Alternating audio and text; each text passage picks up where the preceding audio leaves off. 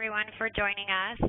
Before I kick off, talking about MarketWare, I just wanted to share the speakers that we have today. We've got Carrie Bennett, who's joining us, who's the VP of Client Strategy at MarketWare.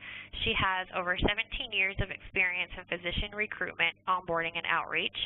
Additional areas of expertise include patient engagement, community marketing, and service line development. She is board certified in healthcare management by the American College of Healthcare Executives, and I'm excited to have her share some insights with you guys today. Carrie, thanks for being with us.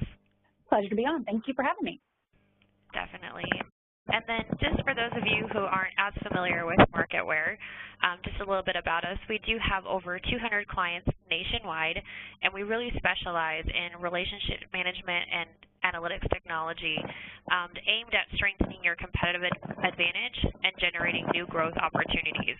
We've got years of experience in the healthcare space, and we're excited to be able to share with you guys some great insights on how you can grow and improve on some of the processes within your own organization. As you can see, we have 3 different products. We've got our data analytics tool, Ascend, which is for our relationship management, which I mentioned, and then Centric, which is our newest application that's really aimed at marketing communication and being able to send targeted messaging that way. Along with Carrie joining us today, we have Tammy, who's with Tiller Hewitt. A little bit about Tammy. She's the CEO of Tiller Hewitt Healthcare Strategies. She is a nationally recognized physician relations and retention and strategic outreach pioneer, and has been featured in several different speaking engagements, and is also a writer. She is also board certified in healthcare management by the American College of Healthcare Executives, certified John C. Maxwell Leadership Coach, healthcare and private sector part of the leadership team.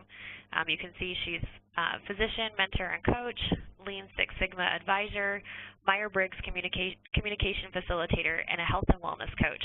Definitely excited to have Tammy on. I've had a chance to work with her in the past, and she's got some great insights to share with everyone as well. Tammy, thanks for being with us. And with that, we'll share a little bit about Tiller Hewitt and their signature programs. Thank you so much for that intro. I appreciate it. Well, these are just our signature programs. We like to say we're all things physician liaison and physician outreach. And for today's purpose, we intentionally built a robust onboarding and navigation program because our liaisons would get providers busy in record time, only for them to announce that they were leaving for a variety of reasons, mostly around communication and collaboration. So that's when we started this program, so I'm excited to share this today. Excellent. Thank you so much, Tammy. And with that, I'll kind of turn the time over to Carrie and kick things off for our presentation today, which is what I know everyone is, joining us about. I have been involved in physician recruitment, outreach, and onboarding for over 17 years. And I can tell you from experience that when providers are a key component of your growth strategy, retaining physicians can be just as important in recruiting them. And if you hit key recruitment benchmarks, but you aren't hitting your key retention or productivity benchmarks, then your organization's growth, your quality, and your financial performance can suffer overall. This is especially true when you consider what type of attrition is tied to your new provider base, the time and money that you spend on recruiting new providers, but also the potential backward slide that you might have in your strategy and or your marketing position that, is also tied to a key provider's departure. And so that's really part of the reason why we wanted to focus on onboarding today. And so if we take a look at the next slide, we talk a little bit about, I know for me, recruitment wasn't just difficult because of the locations I was recruited for, which tended to be smaller, non-urban communities, but also just due to supply and demand.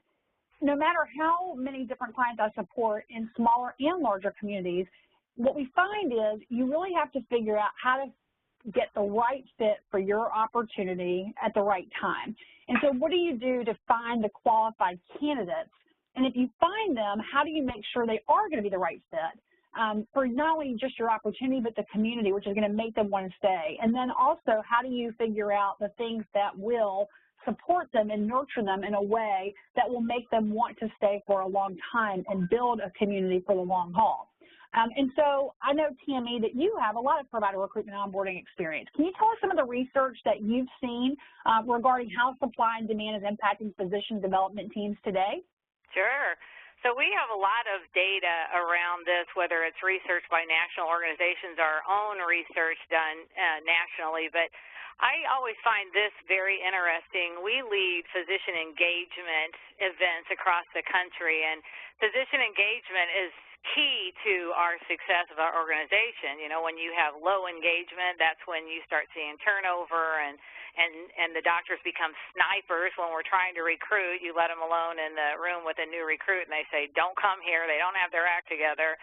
Or low engagement, you know, we start seeing burnout and low productivity and poor physician satisfaction scores. So when Athena did a survey year before last on engagement, they found that when over 2,000 physicians were surveyed and asked about engagement, that there were very, very low scores. Only 20% said they were engaged.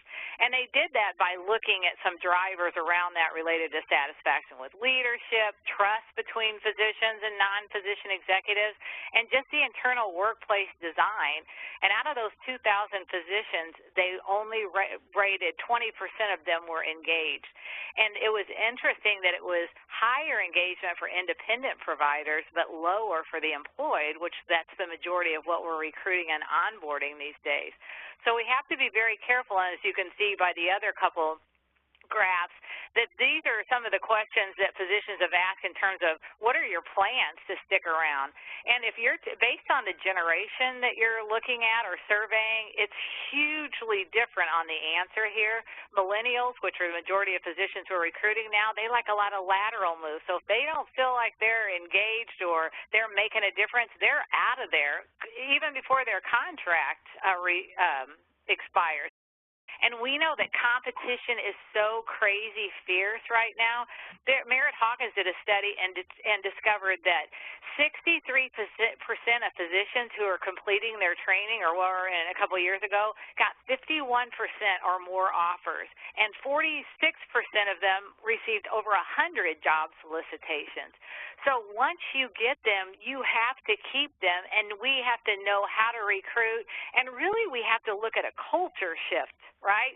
Because we see so many organizations that are very recruitment-focused versus retention-focused, and that's a huge opportunity for a change or an improvement because recruitment's about a numbers game. We need to fill these slots. We need to get these, these positions filled versus retention is very much, it's more intentional and like thinking about we want this provider for a long term. So it's very much a culture shift as well. And also, interestingly enough, and great news for those of us who are trying to employ more of the physicians that we're recruiting, that 68% of these physicians said that they would prefer an employed arrangement with a hospital or a medical group. So if you go to the next slide, we talk about the critical years, and I think it's pretty intuitive that most contracts are rolling at 2 years, but the highest turnover is around that 2-year mark, and I think we need to back it up and really start thinking about, before the first year ends with these physicians, because that's where the newness wears off or the honeymoon is over, so their eyes start opening up and they're more open to all of these solicitations that cross their desk every day. And so when we're shocked when they're not going to renew their contract or they're leaving, it's really more shame on us. We should know that. If you have a robust onboarding and you have a robust outreach program, your liaisons are in touch with these physicians very early on. In fact, their frequency calls go up, all of that in the first year. So you can really protect this, but just knowing helps you create the plan to back it up. And then the next slide just shows the cost. I mean, if nothing else speaks to you, maybe the dollars will, or to your CFOs, but the average recruiting costs are somewhere around $250,000 when you look at real costs for expenses for sign-on bonuses, the search firm, income guarantees, relocation. But that doesn't even count all the downstream revenue that we lose when they leave the organization. Or for some of us that are on the line, it's about reputation. And I will tell you, managing outreach teams across the country, when you have to keep going out and saying, now Dr. So-and-so's leaving, but Dr. Smith is coming in, they're like, what is wrong with you people? Why can't you retain these doctors. So it starts getting off on us, which it really should, because that really shows we're either not doing a good job of recruiting the right people for the positions, or we've run out of resources when it comes to retention. So Carrie, what do you think? I agree, and it's one of those things where I've been in that situation where I've had a revolving door, and it is embarrassing to be the liaison that's on the front end of that, trying to nurture relationships in the referral community, but also wanting to project a good positive image for the overall organization. This also kind of takes me back. I'm looking at the research that you're providing, and it takes me back to, I remember in like 2008, maybe 2009, attending a webinar very much like this one, where physician onboarding was like, it was the first time that term had really been used in that space. And right. So many of us, I think, looked at our typical medical staff orientation agenda and maybe a little bit of what we did from like a roadshow introduction plan. And we're like, okay, we're rocking this. We've got this. And I think over the last 10 plus years, we've realized that it's not enough just to simply look at the facts and figures. It's understanding them and what drives that attrition, what makes that number start to pop after that year or two or three that people start looking elsewhere and getting persuaded to go elsewhere, and figuring out, what are the drivers behind that and how do we address them either on the recruitment or the retention side in a way that's really going to have an impact. And organizations that have really done that well have discovered that they have been able to increase new provider satisfaction, that they're able to drive the retention and the productivity that they're looking for, and that ultimately they're able to get that alignment and satisfaction that protects and nurtures their relationship as well. And, one great example of this is Guys in Your Health System. They've led with so many other areas, but not just clinically, but also from an onboarding perspective. I know that they launched their program early in 2009. In fact, they were one of the first presentations on this that I remember seeing, and they saw by doing the research and looking at the stats up front that it took 9 months on average for them to, for their physicians to reach the productivity benchmarks that they needed to be successful long term. And so within 2 years of implementing an onboarding process and making it formalized and systematic and crossing the silos, they were able to reduce that average from 9 months to 4 months. And even that little bit of a reduced ramp-up time saved their health system, an estimated almost $9 to $10 million over a 4-year period, just based on what they're able to do. So you're right, whether it's, the pride standpoint, whether it's being able to demonstrate to your physicians you've got what it takes, or whether it's the dollar and figures, I think you're right. It's trying to figure out what does right look like. And so, one thing that, you and I have often talked about, which is part of the reason why we said, let's do this conversation together. And that's, when we look at the people that we work with within the industry, probably 8 out of 10 of the people I talk to say, oh yeah, we've got onboarding in place. But when you really start to dig back and compare notes with one another, you find out that most will admit that they're only focused on maybe the first 90 days. So it's really, truly kind of a look at their orientation and their first formal introduction to the medical community and the community at large. And then most people also tell me that, when I ask to kind of see a list and kind of understand what components they've built in their list, a lot of them will tell me it's in their head, or they have this part of the list and somebody else has a list over there. And so most of them admit that those types of things are probably keeping them from maybe consistently filling placements and having those placements, stay put long term. And so I'd love to ask the group, to use the chat function now, if you don't mind. I'd love to find out from you, from the audience, how many of you have a formal checklist in place? And then what time period does it cover? Does it cover the first 90 days, which is what we see in a lot of cases, or are you seeing an extended base? And so if you wouldn't mind in the chat panel, just letting us know. We'd love to be able to kind of survey that and see, how our audience today compares to some of the other, clients that we are talking to actively within the market. And while we're waiting on people to respond, Tammy, I'd like to, talk with you a little bit about some of those issues that you're seeing as far as some of the gaps you're seeing. And I know that you had a really great success story with Dayton Children's Hospital. And so I'd love for you to maybe take us through how you see some of these gaps playing in with your clients, as well as, how people have maybe turned the corner to success. Okay.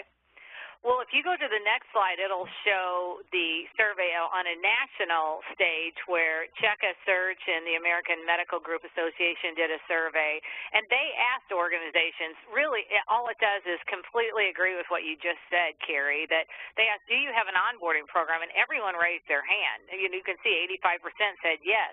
But when they asked, well, wait a minute, is it formal? Do you have, do you have a task force? Do you have, groups, mentorship? It almost flip-flopped because in reality, it's orientation, and people always confuse that or oftentimes confuse that. And if you go to the next slide, we actually spoke at MGMA a year ago, November, and we had about 75 administrators representing hundreds of physicians in our audience, and we asked them, how long does your onboarding program last? So it'll be interesting what we come up with today. But the majority said, less than a month. And that, my friends, is like drinking out of a fire hose for providers. And this is a multi-million-dollar mistake or opportunity to change that around. I like learning from mistakes, so they're not really mistakes, but this is a huge opportunity for everyone out there if your orientation program does not last for a year or more. You could make millions of dollars just by listening to this webinar today. Okay, well, it really all starts with these easy words that we all live and die by when we really want to get a huge initiative accomplished. Recruitment and orientation is not equal to onboarding and navigation. And again, talked earlier about this is really a multi-million-dollar opportunity. But if you're really going to have a robust onboarding, it's going to take huge collaboration, huge internal and external coordination. We need consistency. That's what many physicians complain about. And honestly, as funny as this sounds, I've had physicians say, be bad consistently, but just be consistent. So, it's different. We have to do this for this hospital and that for this hospital, or they go to this floor or that floor. And then communication.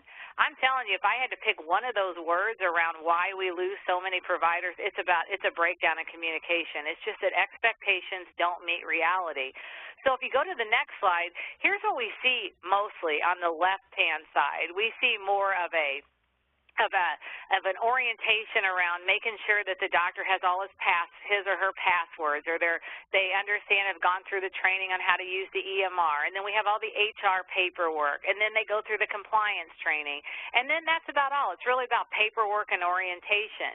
But if you go to the right side, that's how we define a robust onboarding program, where you have the 4 C's in the middle, always working around the provider, but then all of the circles represent roles and activities that go on in focusing on long-term retention. And that's really what an onboarding program is about. It's about long-term retention. So if we're going to shift the culture from a recruitment culture to a retention culture, this is what you're going to need. And when we can just talk about, again, I'm trying to pack in 50 pounds into a 5-pound bag, but if you're just going to sum up, how do you roll out? And we'll talk about a couple of these key things that when you hang up today and checking out MarketWare's checklist, you really will have the ingredients to start it or start evaluating where you need to start with your organization. But the first thing you need to do, and we have a little list, is determine your baseline reality. You don't want to start an onboarding program without determining where you are today, because I promise you, you're going to hit so many grand slams, not just home runs, but grand slam, that you're going to want to have the data to show before and after. And then it also just builds a case for the program. You're going to identify and assemble your team. And the team starts with this robust. There's a lot of people on the team in the beginning, and then you kind of hone it down a little bit to get your core group that will be on the onboarding process for a year or more with the physician. You're going to do lean process. You want to understand, where can I hit some rapid improvements? When we first launched the onboarding program at Dayton Children's, and we literally did a value stream map on step 1, step 2, step 3, we saw so much waste, so many redundancies because step 3 didn't know that step 6 was doing it. Every new provider that came on there were criminal background checked 2 times because step 2 didn't know that step 6 was doing it. We had clinics starting doctors at different times. Some clinics was like, listen, we recruited a thoroughbred. I'm getting them busy the first day, all the way to another clinic that said, we're not going to start them until they're in all of the insurance plans. So it's like, okay, that's forever. And you're going to talk my favorite. Yeah, I know, right? Oh, my goodness. But it's not rocket science. It's just you have to, step back. And I recently read a study from Harvard Business Review where they talked about 2 groups of organizations. And one group, they were, their culture and their mentality was balls to the walls, which, by the way, is an aviation term, not an anatomy term. But they were like, get out in the field. Let's kill the competition. Come on, let's go, let's go, let's go. And then the other segment of companies, they took a step back and were very intentional and planful. And then once they had their act together and their game plan, then it was balls to the walls and they were out. Let's go. Let's kill the competition. When they looked at those 2 groups of companies, group 2, who were more mindful and more planful, they had higher revenues, higher profitability, higher employee and customer satisfaction. So that's what you have to do when you're talking about onboarding and navigation. Just stop the bus long enough to kind of get it all together. And then the number 4, or really number 5, the mentorship program. Research shows that when you implement an onboarding program of a year or more and you have a mentorship program, your retention rates go up. So if that alone doesn't kind of turn the switch for you. And then this has to be a long-term commitment. You can't just start the program and it be a flavor of the month, how sometimes we're guilty of doing, wow, that's a really cool initiative, and then a year down the road it kind of fizzles out.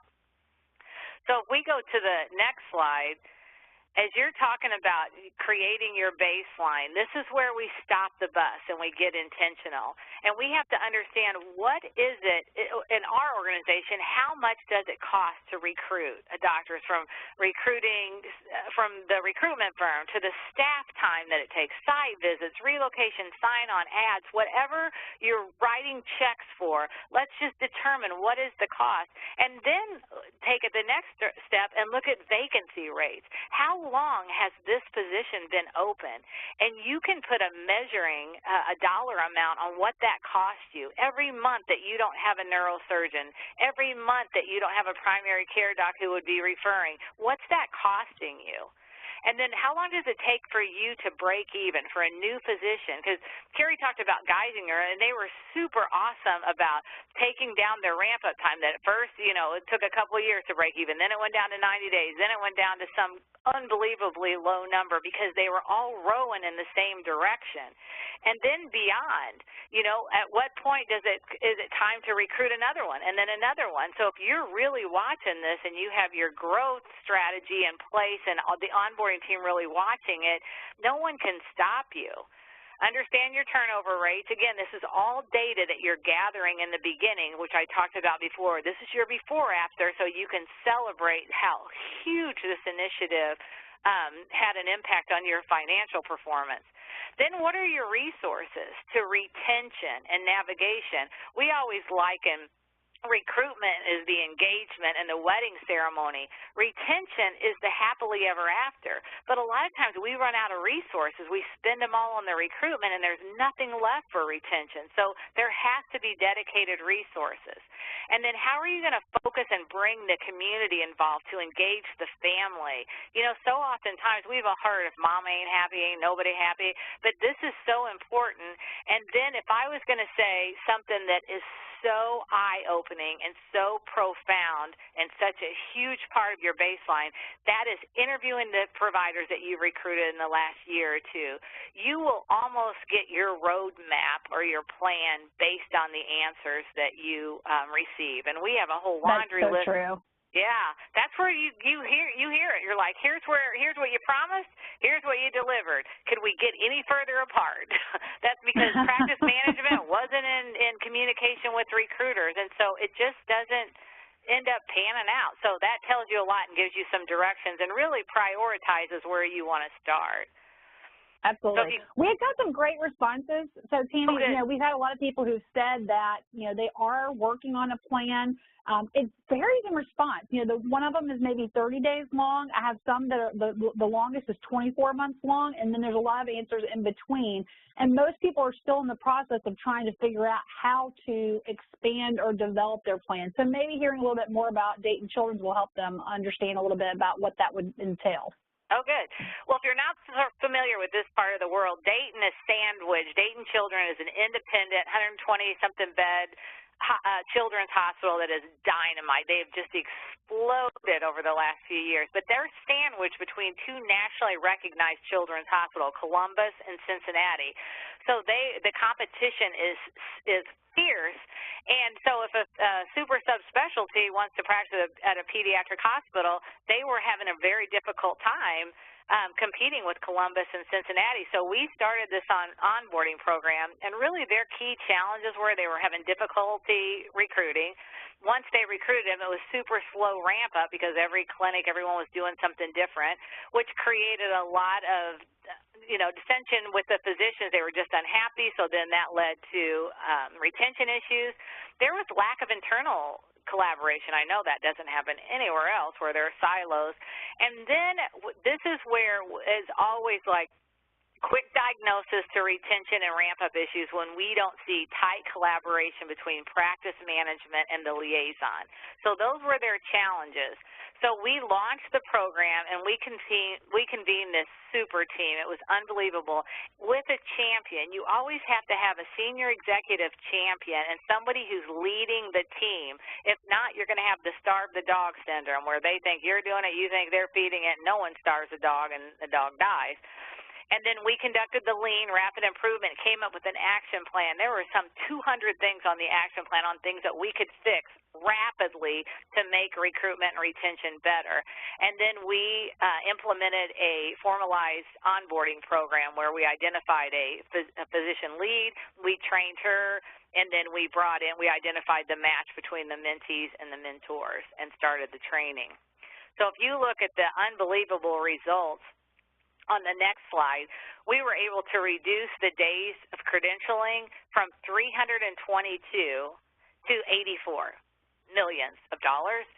Productivity went from 14 months to 5. Yeah, it was unbelievable. I mean, we had to rerun the numbers, and they create the numbers, and they even didn't believe them. Like, wait a minute, what now? That's why I was saying if we wouldn't have known the before shot, we wouldn't be able to celebrate the after shot. And since then, to date, they've recruited 70 new pediatric physicians. So it's huge, huge, huge.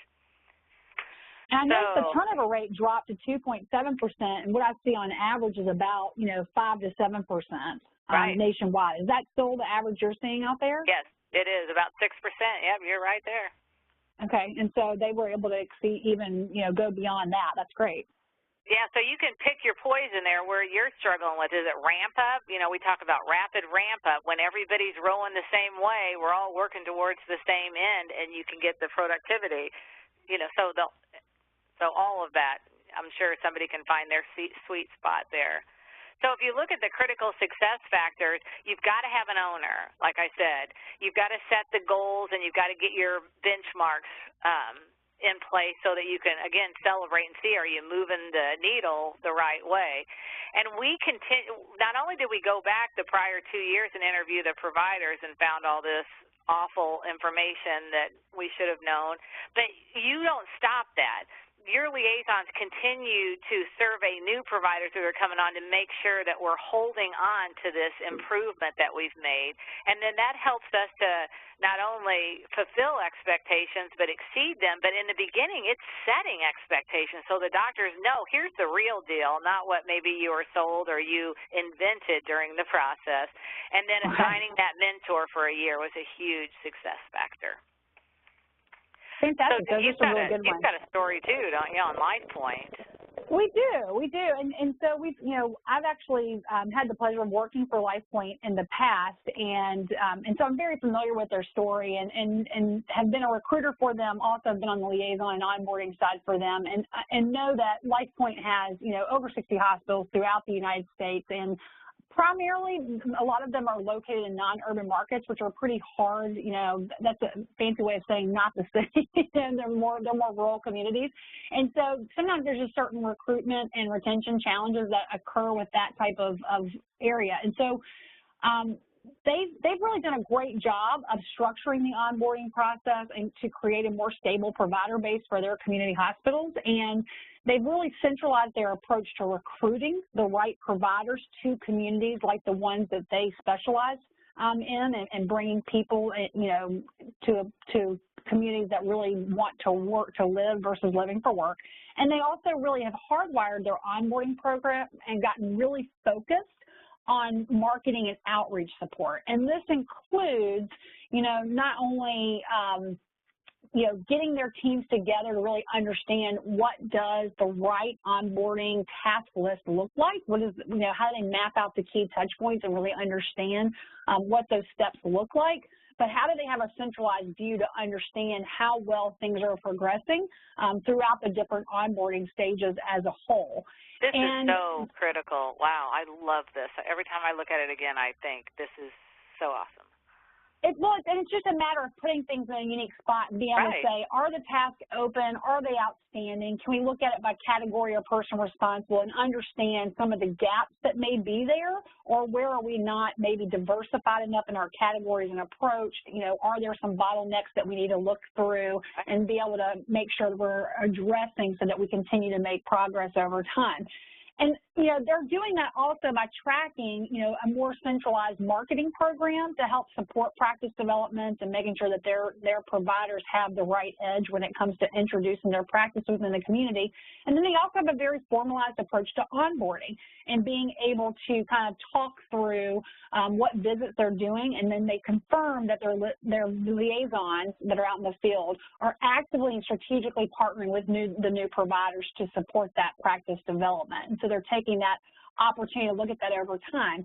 And even beyond that, they actually have a very formalized structure that extends beyond the first year into years 2 and 3, and they are actively looking at even at key points throughout the provider's you know, first and second year, what, you know, how are they doing? So this is an example of their volume and assessment plan that basically just says, you know, how do we know that things are moving along and tracking? What metrics, those, you know, key metrics like the ones you described, but also some other things that might help us understand some bottlenecks that might be occurring in the practice's, you know, launch. And so how do we assess that over time?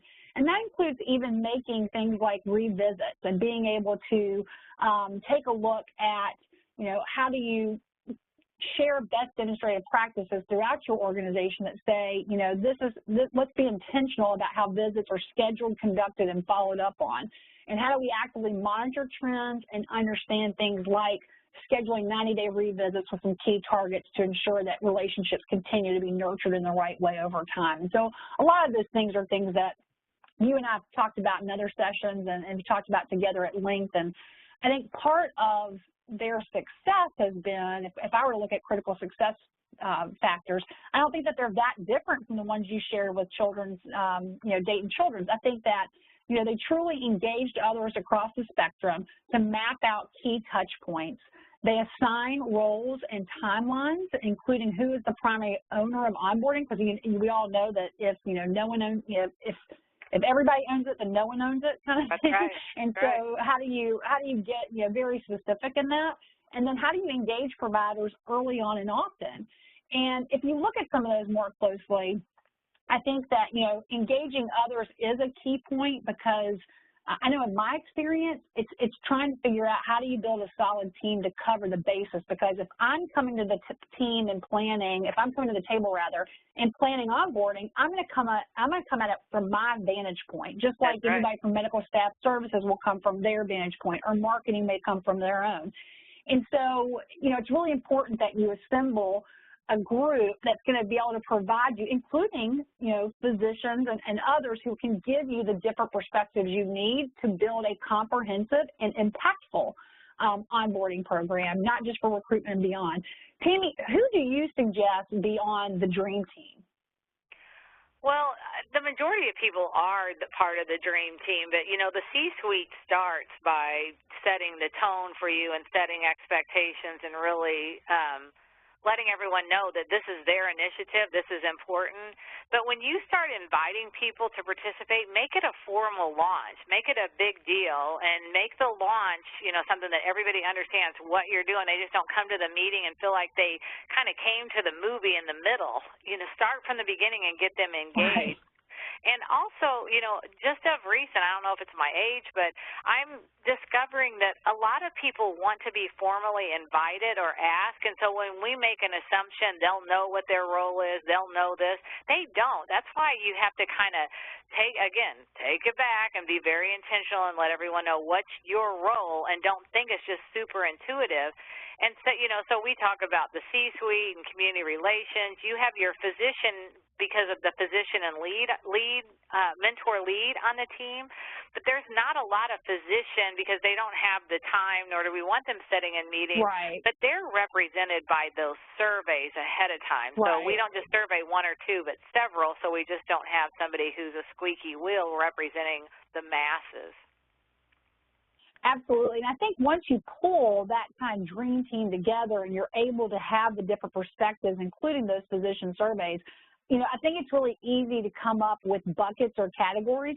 I'll show you, just for the audience's purpose, these are the 5 buckets that I came up with. I know that Tammy, when she showed her comprehensive onboarding model, she had other buckets broken down. And so it really, I don't think it matters how many buckets you do or don't have. What I think matters is if you cover the physician experience from a 360 perspective. And so how do you look at what are those key touch points where you connect with the physician, where you have opportunities for communication and connection and nurturing, and then how do you build out that in your onboarding plan so that it's not just a checklist of paperwork that needs to be completed, and you actually have an area that, is certainly, you have areas that are going to be covered. And I think it's important that you also consider, when you're talking about the 360 perspective, and we'll get a little bit more into this in just a moment, but how do you also make sure that you're covering not just the physician, but his whole, his or her whole self, including their family and the other people that might be relocating with them? Because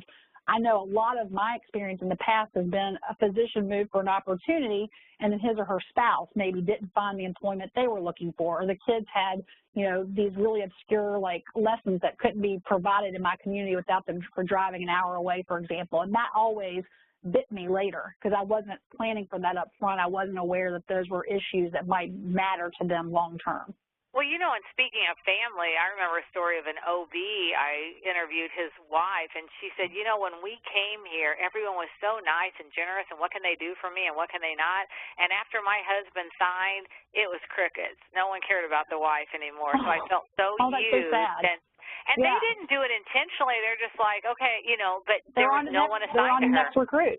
Right. Yep. Yeah, and there are a lot of communities and hospitals that will do a spouse mentor, again, whether it's male or female, but being able to find kind of, I hate to play, matchmaker, because that sounds kind of weird, but it's one of those things where if you can find people that would be a good mentor family even to the spouse or to the family members, just to make them feel welcomed and to continue that feeling of rolling out that red carpet even after they've signed and on arrival, that definitely can make a difference in how they feel about calling this new place home, for sure. Right. And so, you mentioned that it's really important kind of as you get the dream team together and you pull the list together, how do you really, put things together from a lean perspective to ensure that things are happening in the right order for your facility, and how that, it depends from one system to the next, but how do you really take a look and map everything out so that your key touch points are occurring along a certain cadence?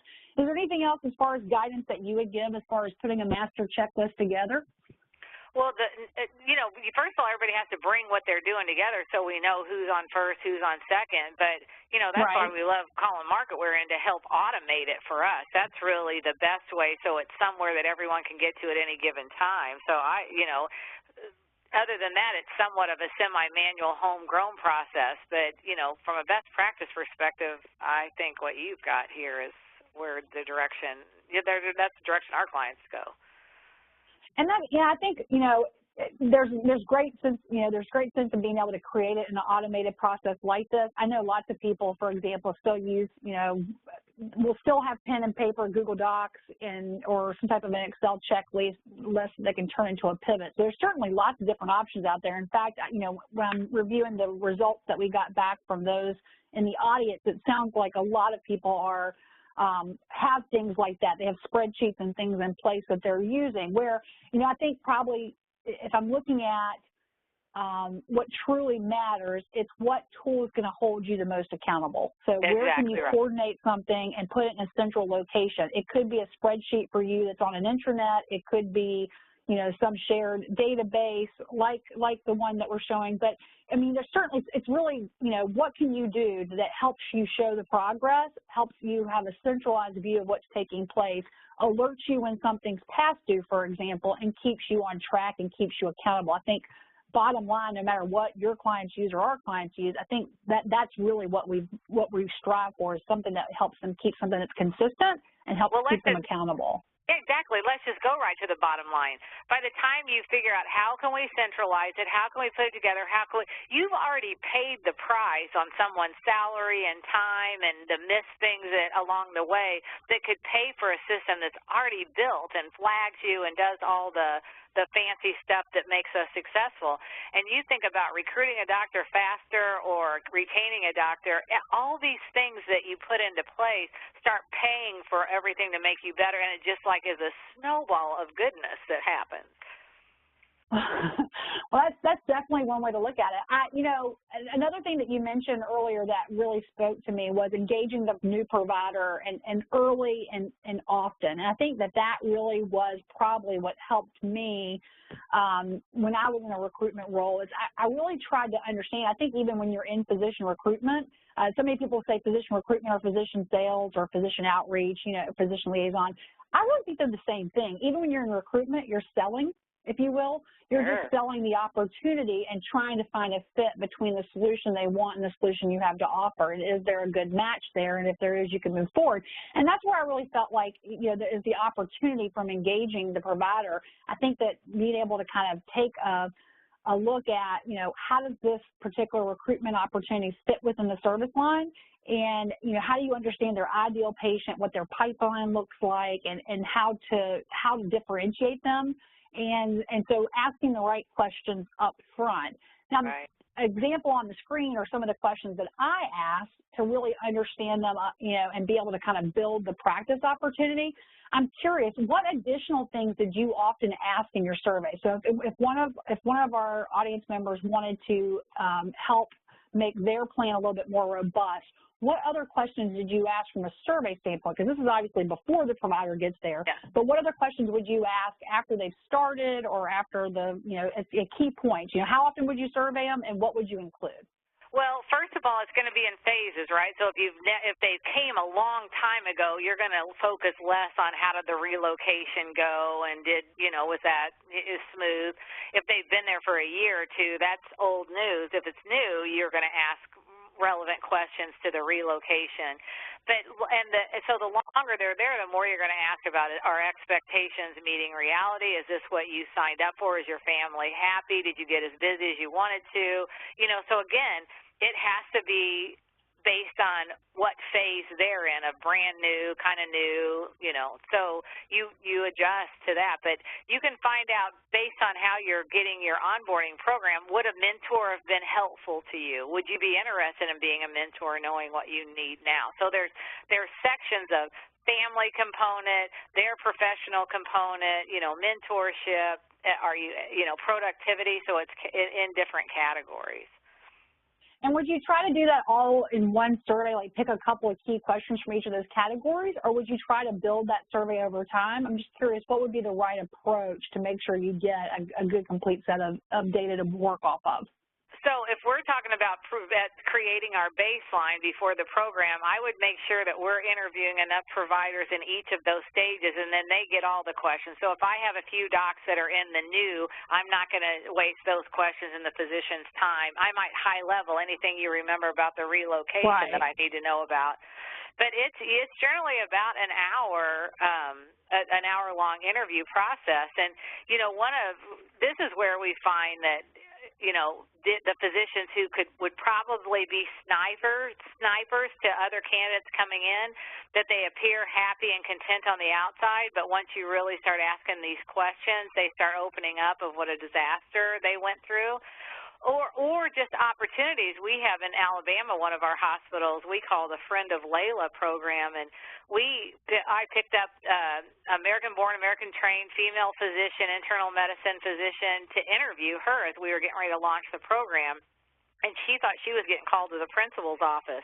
And I said, no, we just want to understand, how did we find you? I mean, you are like a superstar. And she said, you didn't find me. I found you. I'm like, really? Do tell. She said, well, I called the switchboard and asked to talk to the recruiter. She was 1 hour away from that hospital as a chief resident, and she was not even on our radar. And to add insult to injury, her family, every one of her family members still resided in that community. We still didn't have our finger on that pulse. And so she wanted to come home and be close to home, so we recruited her, and she ended up recruiting 3 more of her classmates. So we called that the FOL, the Friend of Layla program.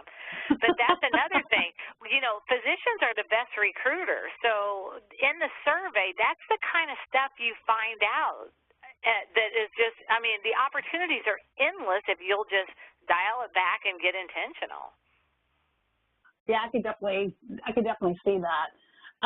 You know, there's some other areas where, you know, we have also found that have been helpful, and that has been the trend towards being more data-enabled. And I think you spoke to this earlier on about, you know, if you understand your baseline and what your reality is, then it really helps you support and understand the impact you're having by being a lot more structured and focused.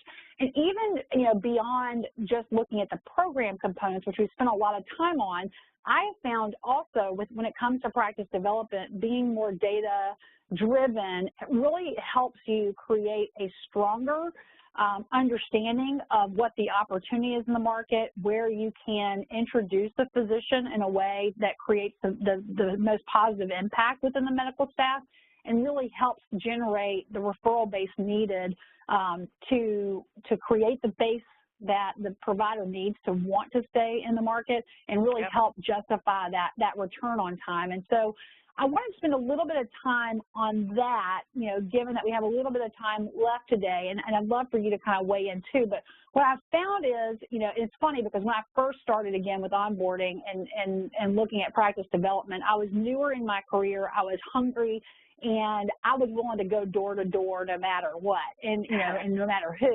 And it was kind of like a getting on the wall approach. I'd just throw anything out there and see what would stick for me, and we'd go from a win. Now, you know, it's taken me a lot of time to really understand that, you know, we have to find ways to do more with less. And so how do I get more strategic, more focused, so that, you know, yes, when there was a win, but it also sometimes cost me a lot of time to get that win. So how do I be much more targeted and much more focused and intentional with my time? And so I've found that looking at data, whether it's internal data, the field visit data I've had in the past, the external claims data, state market data, if I take that data, I can really use that to help me identify who key targets are by both specialty and market, understanding that kind of patient pipeline and figure out where patients get from here to there. I can also understand who seems to be connected in my market and what are the strengths of those connections, and are there weak connections that I may want to pursue, especially those weak connections that maybe are not tied to my core base of providers today. So I won't be hurting and cannibalizing from my current market of physicians, but really focus on new incremental partners, if you will. And then how do I put that together in a way and present that as a package to my new provider so they understand that I know what I'm doing, that I'm not just saying, hey, we're going to market your practice, but I can say, no, this is the specific groups and or markets that we're going to approach with you as a partner to really help launch your first practice and build your practice over time. And I think that when you can take that data and put it together, because physicians tend to be very research and data driven, I find that when you pull that together in a package and provide it to them, it can really create a strong approach for follow-up. And I just want to show a couple of examples of that. We've had a number of clients who, again, have been able to take situations, onboarding situations where they, for example, have a new provider that's starting in their market. Their patient slots aren't filling up as fast as they thought they would when they first kind of hung the shingle, if you will. And so they've been able to take data and look at network connections to really understand who do they need to connect their provider with, and how do they do that in a way that's going to then book that provider up a little bit more quickly. And this is an example where they took shared patient analysis to kind of say who was the initial provider, who do they tend to split their patients with today from an orthopedic standpoint. And as you can see, they were busy working with a new provider with their spine surgery center, and they were able to generate a pretty strong increase, based on some very focused introductions that they did over a 6-week period, as well as some targeted CME events. And so, there's a lot of different ways that you can use data. This is an example of external claims data. I know that I've had a client that has, done even reverse lookups where they've said, hey, I want to know not who my providers are getting and whether they're increasing market share, but I want to know who the top competitors are that are outside of my group, and I want to better understand who they, are sharing patients with, and maybe sharing patients within a specific market even. And then using that external claims data to say, okay, these are providers that have weaker connections than others, and they have some ties, if you will, to my organization or others that I feel like we have a stronger quality or point of differentiation from. And so I want to reverse target those positions and do an active initiative to make sure they're aware of who my partners are, and then use that in order to catapult, if you will, my presence and my market share among those providers. And so that's certainly a way that I've seen clients using that external data. Even then, I think if you only have access to internal data, there's a lot of value as well. So, for example, I've had clients who will actively look at their EMR data, and they'll use the system to visualize what the connections are across first referrals as well as repeat referrals. And so being able to look at what does that look like, and how can we tell which relationships are being created as a result of our outreach activity, but also which ones are not, and how can we, even if we didn't create those connections, how can we help cement them over time and be able to, understand what the opportunities and gaps may be in order to help make that relationship, stick a little bit more. And so, Tammy, I'm curious, what are some other ways that you and clients are using, data outside of just the baseline data to improve the onboarding program, but data itself to really help create those connections and take things to the next level? Yeah, well, I appreciate you asking. First of all, we have a lot of people that say, well, we can't get data. And so my first response is, do you guys send out bills here? And they look at me like I have two heads. Of course we send out bills. And I said, well, then you have data. By doc, by month. And there's not a surgery director and imaging director on the planet that is worth their weight that doesn't have by physician data each month. So if you can't even get it automated, you can work with some of your key directors to prove your point, or prove Carrie's point, that this internal data is going to help drive. We always say we use data to direct our efforts and measure our results, because it's on both ends. And we live and die by the data, internal, external, whatever data we can get our hands on that's going to help, first of all, demonstrate the value of what we're trying to accomplish, and that's to get the doctors busy and keep them for a long time, but to keep the referrals coming into our organization. So all the data you talked about are key indicators that we look at as well, internal and external. But everyone has internal. Maybe you don't have the funds today for external, but believe me, you'll get the money by demonstrating how you've grown things by using your internal data that you can get timely.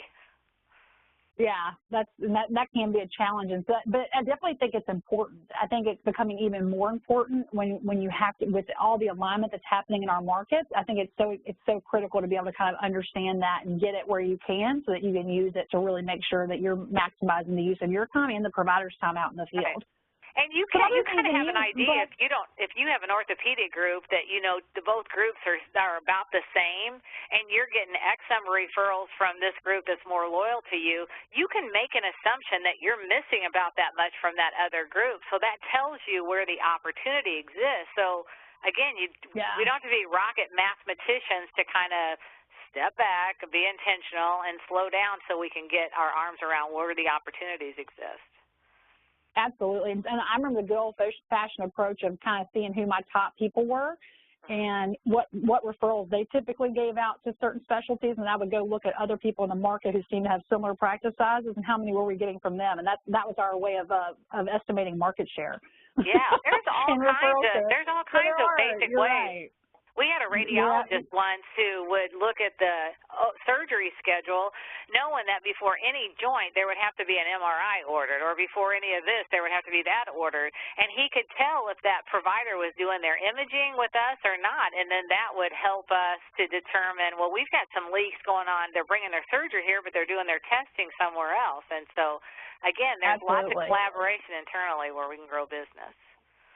Well, I know we got a little bit of a late start based on some technical difficulties, and so I want to kind of help wrap up as best we can. We did have a question that came in through the chat about getting people ready to play, to go out in the field, and specifically physicians. And I've shared a couple of different keys to playing a matchmaker. I do think intelligence is important. I also think picking the right format, whether it's one-on-one or a group or CME, depends on the physician's personality and style. I do think pre-game coaching and doing some test cases with them and seeing what they're skilled at and where they may need some help in feeling more comfortable in the field is always important. And then I think, obviously helping them address some systematic follow-up. Is there anything else you'd add to that list as we come to a close? No, definitely coaching. That's the time the liaison can coach the provider and telling the provider what they're about to see and kind of the do's and the don'ts. And I just heard last week we had a training workshop where they were taking a plastic surgeon out, and they were just trying to engage the plastic surgeon, and they were right in front of the referring doc and says, what else do you have anything else you would want to share with the referring doc, whatever his name was? And she said, they can read right to the collateral that she had handed. I'm like, oh my God, you guys obviously did not do any coaching. So it was a very awkward moment.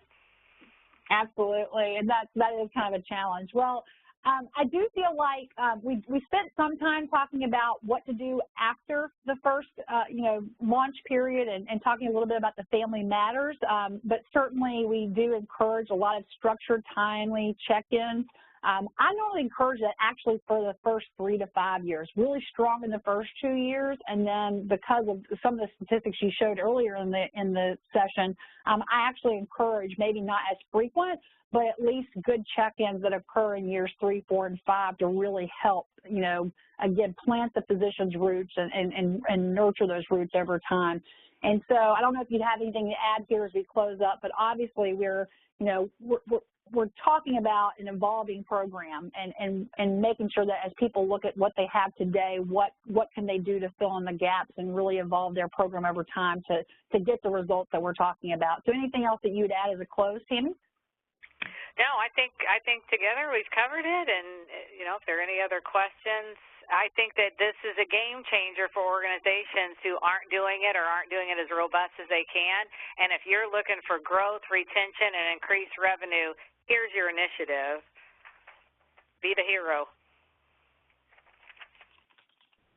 All right. Well, thank you very much, Tammy, for co-presenting this today. It's been a great conversation with you. I know I've learned a lot, and I hope that our audience has as well.